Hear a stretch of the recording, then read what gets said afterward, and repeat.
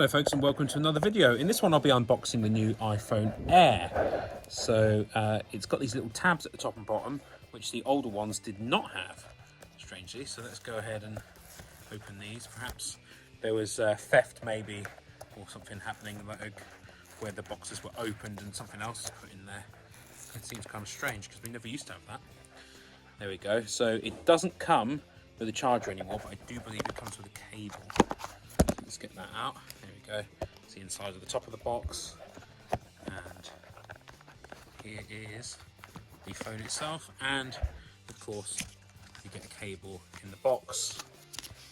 There we go. USB-C cable, braided, which is nice. I do enjoy a good braided cable. What else do you get in the box? It looks like a little instruction manual maybe. Basically feels like it's all made of paper. So that's good in terms of, good for the environment. Don't think you get a sticker anymore though. Bit sad about that. But there we go. Ooh, so we've got a peel here. Still nice. Oh yeah. And there we have it. iPhone 17 Air. Wow. And I'll do a full review of it once it's all set up.